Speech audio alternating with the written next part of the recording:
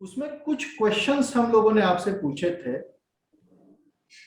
कि जैसे आपको वेरिएबल इनकम में आप प्रेफर करते हो या फिक्स्ड इनकम में प्रेफरेंस आपका है, आप कौन से इन्वेस्टमेंट कैटेगरी में इन्वेस्टमेंट प्रेफर करते हो, तो उसमें जो जो आंसर है हर एक इंसान का, हर एक पार्टिसिपेंट्स का आंसर मैंने पढ़ा हुआ है। बहुत सारे लोग अभी तक वो थॉट प्रोसेस में क्लियर नहीं है। बहुत सारे लोगों ने आंसर दिया है कि they prefer fixed income source and they prefer to invest in direct equity. तो डायरेक्ट इक्विटी से फिक्स्ड इनकम आता नहीं है। कुछ लोगों ने जेन्युइनली रिप्लाई दिया है कि आई डोंट नो। तो बहुत सारे लोगों को पता नहीं है कि उनको वेरिएबल इनकम क्या होता है, फिक्स्ड इनकम क्या होता है, प्रेफर कौन सा करना चाहिए, डायरेक्ट इक्विटी में उसके लिए इन्वेस्टमेंट करना है कि फिक्स्ड रिटर्न्स वाले प्रोडक्ट में इन्वेस्टमेंट करना है, आई डोंट नो। तो जिन्होंने आई डोंट नो लिखा है they are genuine with those their answers. लेकिन जिन्होंने ऐसे ही तुक्का मार रहा है तो वो आंसर से पता चलता है। एक तरफ आप बोल रहे हैं कि आपको फिक्स्ड इनकम चाहिए, दूसरी तरफ आप प्रेफर कर रहे हो डायरेक्ट इक्विटी, तो ऐसा होता नहीं है। ये थोड़ा हम क्लियर करके लेंगे। और एक लास्ट क्वेश्चन था कि do you have your personalised financial plan. तो कुछ लोगों के है, कुछ लोगों के नहीं है, और बहुत सारे लोगों ने दिया कि आई विश टू हैव। तो एक 3 या 5 मिनट में मैं आपको फाइनेंशियल प्लानिंग का एक बेस जो है वो शेयर करूंगा। तो जिनको जिनको फाइनेंशियल प्लानिंग करने का इच्छा है वो आप सब लोग इसको आप खुद के साथ कोरिलेट करके देख पाओगे। मितेश भाई, आपका लकी नंबर क्या है? 9। सॉरी, 9। ओके। तो मेरा भी एक लकी नंबर है सर, मैं यहाँ पे लिख रहा हूं, और ये वर्ल्ड वाइड बहुत लोगों का लकी नंबर है 28,000। अब ये 28,000 क्या है, बहुत लोगों को सवाल आया होगा। 28,000 डेज एक एवरेज लाइफ एक्सपेक्टेंसी है। एवरेज एक इंसान जिंदगी में 28,000 दिन जीता है। उसको अगर हम ईयर्स में कन्वर्ट करेंगे तो 76-77 ईयर्स आता है। हम लोग पकड़ के चलेंगे 80 साल का एक लाइफ है। अभी ये फाइनेंशियल प्लानिंग करना किस लिए है? ये 80 साल का लाइफ फाइनेंशियली स्मूथ और with an ease and grace चले इसलिए। तो ये जो 80 ईयर्स है इसको हम 4 पार्ट में डिवाइड करेंगे। अभी ये अपना लाइफ है, इसको हम 4 पार्ट में अगर हम डिवाइड करेंगे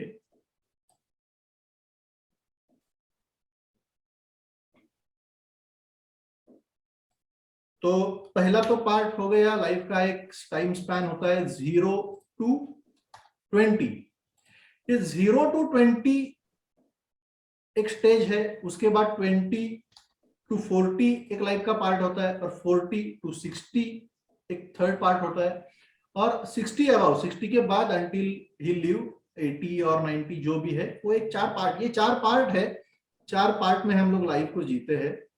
अभी 0 to 20 हम लोग करते क्या है? 0 to 20 जनरली हमारा एक चाइल्डहुड होता है जहां पे हम खेलते कूदते हैं, एजुकेशन लेते हैं, और एक आरामदायक जिंदगी होता है।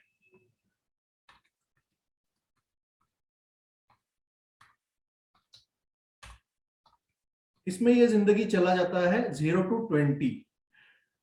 20 के बाद 20 to 40 एवरेज हर बंदा एक फर्स्ट जॉब शुरू करता है। जॉब हो या बिजनेस हो, कोई भी फर्स्ट काम है, ये 20 to 40 में होता है। प्रोबेबली फर्स्ट कार हर इंसान 20 to 40 में खरीदता है, फर्स्ट कार परचेस करता है। उसके साथ फर्स्ट होम जो है, फर्स्ट हाउस जो है 20 to 40 में लेता है बिफोर मैरिज। उसके साथ फर्स्ट वाइफ 20 to 40 में होता है, बहुत लोगों का फर्स्ट ही होता है। फर्स्ट वाइफ 20 to 40, मतलब 20 to 40 में they get married, you get married. Kids, पहला बच्चा 20 to 40 में होता है, ये 20 to 40 है। 40 to 60 लाइफ का एक अलग मोड आता है। ये 20 to 40 में जो जॉब होता है या बिजनेस होता है ये ट्रायल एंड एरर पे चलता है। 40 to 60 मेजोरिटीली सेकंड जॉब होता है या सेकंड टाइप ऑफ बिजनेस होता है, जहां पे आप एक स्टेबिलिटी के और एक एक्सेलेंस के ओर बढ़ते हैं। यहाँ पे आपका प्रोबेबली एक सेकंड लग्जरियस कार होता है। यहाँ पे फर्स्ट कार होता है 20 to 40 में, 40 to 60 second car. Second home बहुत लोग लेते हैं यहाँ पे एक बड़ा वाला या एज इन्वेस्टमेंट के तौर पे। और ये 60 to 40 में आपने जो जो ड्रीम्स या जो जो डिजायर्स है अभी तक पूरे नहीं किए हुए हैं, उसके फुलफिलमेंट के तरफ आप ध्यान देते हो। और एक चीज ये 40 to 60 में होता है अपने साथ, आपके जो बच्चे हैं किड्स, वो ये टाइम स्पैन पे होते हैं, मतलब वो 0 to 20 उनका एजुकेशन पूरे करने के स्टेज पे होते हैं। और after 60 you live retired life, यहाँ पे रिटायरमेंट होता है। ये 4 स्टेप्स में अपना जिंदगी हम लोग जीते हैं। उसमें से जो ये पहला वाला ऊपर वाला जो पोर्शन है ना, ये वाला अबाउ हाफ जो है, मतलब 0 to 20 और 60 to 60 के बाद का, यहाँ पे एक इंपॉर्टेंट चीज है, यहाँ पे होता है नो इनकम। 20 के पहले भी अपना इनकम नहीं होता है और 60 के बाद भी अपना इनकम नहीं होता है। तो 0 to 20 में जब अपना इनकम नहीं होता है तो वो कॉम्पेंसेट हो जाता है, वो सपोर्ट हो जाता है अपने पेरेंट्स के तरफ से। लेकिन आफ्टर 60 आपको इनकम के लिए कोई भी सपोर्ट नहीं मिलने वाला है। तो अभी हमें करना क्या है? मितेश भाई, आपका एज क्या है? मितेश सर, आपका एज क्या है? 42. 42, करेक्ट? Yeah. आप अभी यहां पे हो, आपका जो लाइफ का ये वाला पार्ट है, ये ऑलरेडी आप जी चुके हो, ये आपका हो गया। अभी आप मितेश भाई का एज मैंने सिर्फ एग्जांपल के तौर पे लिया है, आप अपना अपना वहां पे जहां पे डालना है डाल के आपका स्टोरी उसमें डाल के देखिए। अभी मितेश भाई यहाँ पे है, अभी बचा हुआ जो टाइम है, ये जो पार्ट है जहां पे आपका इनकम है अभी 42 to 60, इसमें आपको कुछ चीजें करनी है, कंप्लीट करनी है। ये 40 to 60 में आपको पहली चीज करनी है, आपको आपका एक इनफ रिटायरमेंट फंड रेज करना है। You have to raise enough retirement fund. ये फाइनेंशियल प्लानिंग का पहला पार्ट होता है, to raise a retirement fund. और उसमें मैं इनफ वर्ड यूज कर रहा हूं, वो इनफ होना चाहिए। इनफ क्यों होना चाहिए? क्योंकि जैसे आपका करियर ग्रो होता है, आपका एज ग्रो होता है, आपका लाइफस्टाइल भी ग्रो होता है। कि 60 तक आपका लाइफस्टाइल आपके हिसाब से एक पीक लेवल पे आता है, और 60 के बाद जब आपका इनकम रुक जाएगा, जब आप रिटायरमेंट लाइफ जियोगे, आपका इनकम नहीं आने वाला है, तब आपको अगर वो लाइफस्टाइल मेंटेन करना है तो आपके पास इतना फंड्स होना चाहिए कि जिसके रिटर्न्स के ऊपर आपका लाइफस्टाइल मेंटेन हो। तो आपको रिटायरमेंट फंड रेज करना है। आपको आपके खुद के जो जो भी अनफुलफिल्ड डिजायर्स है वो इसी टाइम पे पूरे करने हैं, जब तक इनकम है तब तक। आपको आपके खुद के ड्रीम्स कंप्लीट करने हैं, आपके नेक्स्ट जनरेशन के और आपके प्रीवियस जनरेशन के आपसे जो एक्सपेक्टेशंस है, उनके जो ड्रीम्स है, वो आपको कंप्लीट करना है। ये बचा हुआ जो टाइम है उसमें अभी ये सब करने के लिए आपको पैसा कहां पे इन्वेस्ट करना पड़ेगा? उसमें वेरिएबल इनकम चाहिए कि फिक्स्ड इनकम चाहिए? It doesn't matter, actually we can help you with both. JK Wealth can help you with both. We can help you with fixed income, we can help you with variable income. लेकिन उसमें से किसमें आपको invest करना है या दोनों में करना है, तो किसमें कितना परसेंटेज रहेगा, ये सब चीजें आती है फाइनेंशियल प्लान में। लेकिन ये करते वक्त कुछ रिस्क भी है, ये जर्नी को चलते वक्त कुछ रिस्क होता है। तो रिस्क क्या है? तो सबसे पहला ये रिस्क है कि 60 तक हम इनकम कमाएंगे, ये पकड़ के चल रहे, लेकिन ऐसा हुआ नहीं तो ये पहला रिस्क है। अगर 60 तक मेरा इनकम ही नहीं रहा तो क्या करेंगे? जैसे 3-4 साल पहले जब मोदी जी शाम को एक पर्टिकुलर टाइम पे टीवी पे आ गए और उन्होंने अनाउंस कर दिया कि कल से 500 और 1000 के नोट नहीं दिखेंगे आपको, ये बंद हो जाएंगे। तो उसके पहले के आधे 1 घंटे के पहले तक ऐसे बहुत सारे बिजनेस पर्सन थे जो फ्लाई कर रहे थे एरोप्लेन से।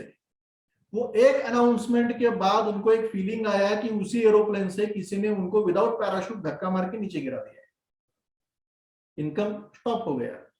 या कुछ क्रिटिकल इलनेस आ सकता है, उसके वजह से इनकम रुक सकता है। आप काम नहीं कर पाओगे, डिसेबिलिटी होगा, उसके वजह से इनकम रुक सकता है।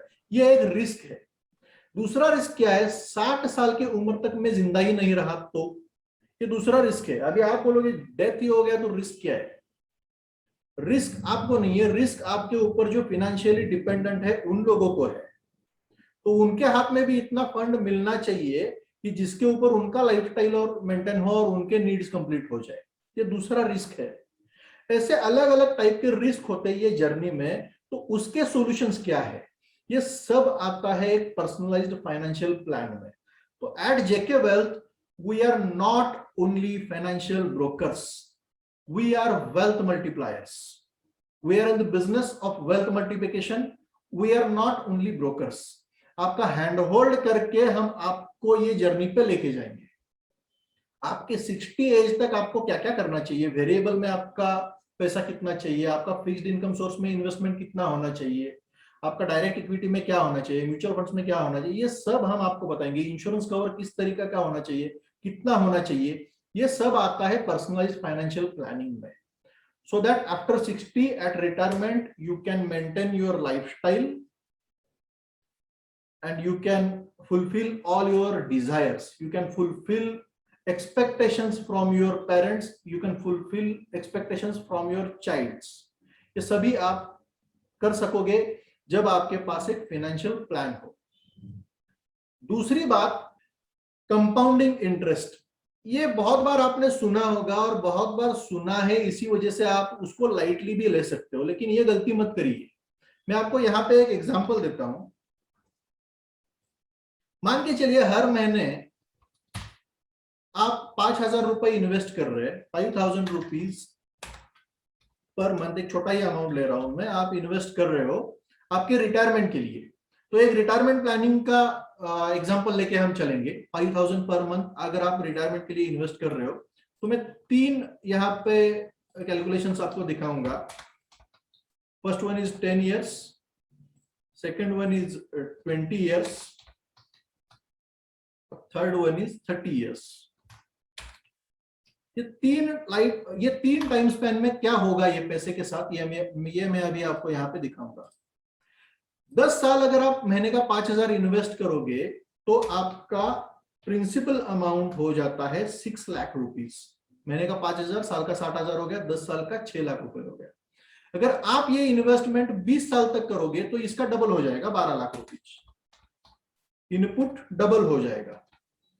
अभी मान के चलिए सिर्फ 15% साल का हम लोग रिटर्न्स ले रहे हैं, सिर्फ 15% एनुअलाइज्ड रिटर्न अगर हम लोग ले रहे हैं, तो यहाँ पे मैंने कैलकुलेशन निकाल के रखा हुआ है। तो 10 साल के बाद ये जो आप महीने का 5,000 इन्वेस्ट कर रहे हो, उसका वैल्यू बन जाएगा 13.93 लाख, मतलब ऑलमोस्ट 14 लाख रुपए बन जाएगा। लेकिन अगर आपने ये इन्वेस्टमेंट यहाँ पे नहीं रोका और 20 साल तक आपने अगर कंटिन्यू किया, तो इनपुट 6 लाख का हो गया है 12 लाख। तो आउटपुट कितना होगा मितेश भाई?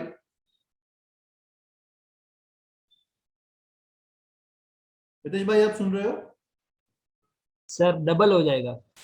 लॉजिकली इनपुट डबल है तो आउटपुट डबल होना चाहिए, लेकिन आउटपुट यहाँ पे जाता है 75 लाख पे, क्योंकि यहाँ पे आपने इन्वेस्टमेंट 0 से स्टार्ट किया था। ये आने वाले 10 साल में यहाँ पे एक बेस है 14 लाख रुपए का, और उसके ऊपर आपको कंपाउंडिंग का बेनिफिट मिलेगा। अभी आप मान के चलिए आपने ये इन्वेस्टमेंट और 10 साल के लिए कंटिन्यू किया, तो एट द एज 30 साल तक आपका प्रिंसिपल अमाउंट हो जाएगा 18 लाख रुपए। तो इनपुट 12 लाख का डबल भी नहीं हुआ है, 12 लाख का 18 लाख ही हुआ है, 6 लाख ही ऐड हुआ है उसमें, उसका 50% ही ऐड हुआ है। लेकिन आउटपुट 75 लाख से 3.5 करोड़ रुपए जाता है। तो इसलिए हम रिपीटेडली हमारे हर क्लाइंट को बोलते हैं, हर मीटिंग में बोलते हैं, हर सेशन में बोलते हैं, हर जगह पे बोलते हैं कि सबसे पहले आपका रिटायरमेंट प्लान कीजिए। क्योंकि जितना ज्यादा टाइम तक आप वो इन्वेस्टमेंट वहां पे कैरी करोगे, उतने ज्यादा टाइम का आपको उसका कंपाउंडिंग का बेनिफिट मिलेगा। तो अभी आप में से जो जो लोग 30 साल से कम एज के हो, इमीडिएटली स्टार्ट योर एसआईपी और इन्वेस्टमेंट फॉर रिटायरमेंट। क्योंकि अगर मान के चलिए आपको 60 साल पे रिटायर होना है, आपने अभी किया 5,000 का एसआईपी, तो आपको 3.5 करोड़ रुपए मिल सकता है 15% से। लेकिन आपने 10 साल का टाइम गवाया और एट द एज ऑफ 40 शुरू किया, तो आपने इन्वेस्टमेंट स्टार्ट 10 साल लेट किया, इसलिए आपका रिटायरमेंट 10 साल आगे नहीं जाने वाला है, वो तो 60 पे आने ही वाला है। तो आपका इनपुट बहुत कम नहीं होगा, 18 लाख का 12 लाख होगा, सिर्फ इनपुट 6 लाख से ही कम होगा, लेकिन आउटपुट 3.5 करोड़ से डायरेक्टली नीचे आ जाएगा 75 लाख पे। तो ये कंपाउंडिंग की ताकत है। तो ये आप सीरियसली लीजिए। पहले आपको रिटायरमेंट प्लान करना है, उसके बाद चिल्ड्रन का फ्यूचर प्लान करना है, उसके बाद आपके गोल्स जो जो अलग अलग है उसका प्लान होता है। तो thank you very much for making this session successful, and I also thank you जो बैकएंड पे और स्क्रीन के बैकग्राउंड पे जेके वेल्थ का टीम जो काम करता है ये सब सक्सेस होने के लिए, उनको भी मैं थैंक यू बोलता हूँ। Thank you very much. Thank you sir.